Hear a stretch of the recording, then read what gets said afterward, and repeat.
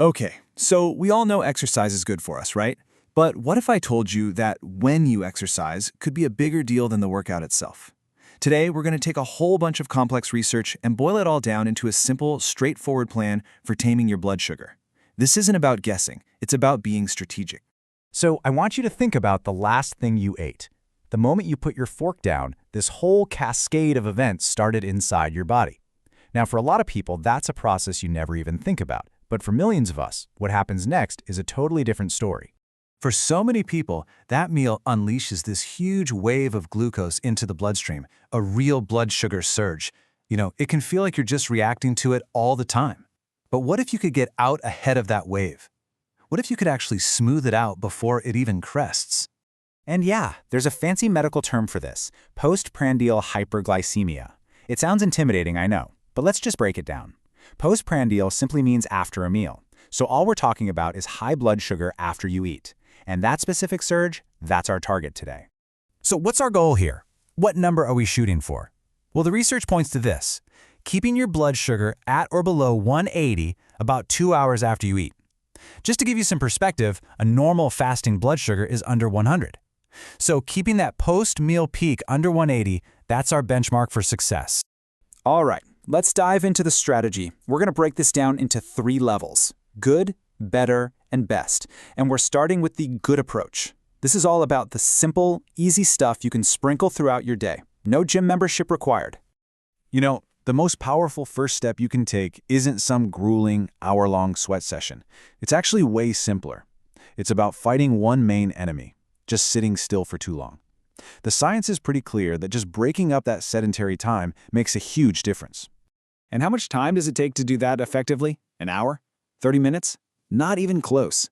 You might want to sit down for this, but it's just 3 minutes. That's it. A tiny, tiny investment for a really significant payoff for your metabolism. Researchers have a great name for these: exercise snacks. How cool is that? The idea is just to interrupt sitting every half hour or so with a quick 3-minute burst of movement. This could be as simple as walking around the room, doing a few easy half squats while you're on a phone call, or even just some calf raises. It's brilliantly simple and effective. Okay, so that's good. Super accessible, right? Now let's level up to the better approach. This is the standard playbook, the advice you'll hear from pretty much all the major health organizations. It's the foundation. So here it is, the classic recommendation.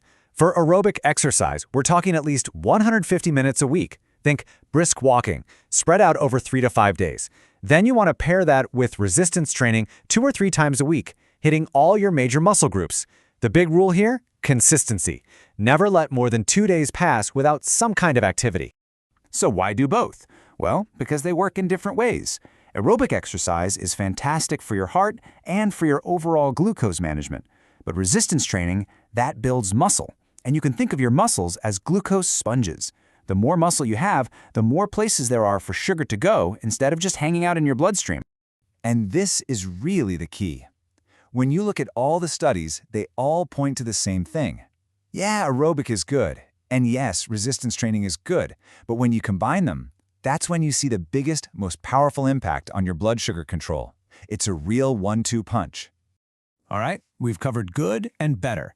Now it's time for the main event, the best approach. This is where we pull back the curtain on the secret weapon that makes everything else even more effective. So up to this point, we've been talking all about what to do, right? The types of exercise. But what if the biggest lever you can pull isn't the what at all, but the when?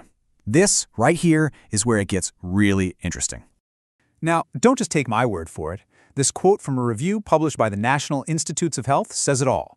A little bit of light aerobic exercise, started about 30 minutes after you eat, can efficiently blunt the glucose surge. And the best part? It does it without a big risk of sending your blood sugar too low. The message is crystal clear. Timing is everything. Let's actually visualize this, because it's pretty incredible. You start your meal at time 0. That opens up what we're calling the golden window, which is about 30 to 45 minutes later. That's when you start moving. If you don't, you see that typical high peak around 90 minutes. But if you do, look at that. The peak is dramatically blunted. It's a night and day difference. So what's the magic here? How does this work? Well, it's actually just beautiful biology. When you start moving in that golden window, your muscles are screaming for energy. And right at that exact moment, the glucose from your food is just starting to enter your bloodstream. So your muscles just grab it and use it for fuel immediately, before it ever gets a chance to build up and cause a spike. You're literally turning your meal into instant energy. And the effect here is not small. One study estimated that by using this perfectly timed post-meal walk, that glucose surge was cut by as much as 50%.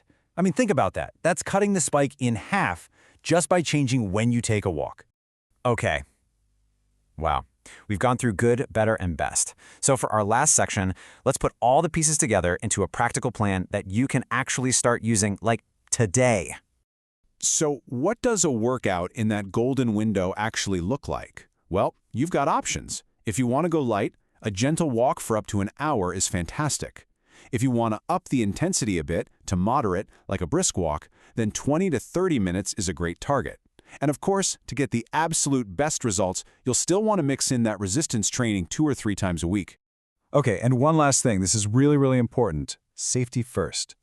Before you change anything, please talk to your doctor. It's so important to see how your body responds, so monitor your blood sugar. Be especially mindful if you exercise in the evening, because that can sometimes lead to low blood sugar overnight. You might need a snack or an adjustment. But the #1 rule above everything else is to just listen to your body. So let's just zoom out and think about the big picture here. This is a shift in mindset. It's not about damage control. It's not about fighting a spike after it's already happened. By timing your movement, you are getting ahead of it. You're taking control. You're making your food work for you as fuel right in the moment. So, I'll just leave you with this one final thought. After everything we've talked about, from a tiny 3-minute exercise snack to a perfectly timed 20-minute walk, what's one small move you can make after your very next meal?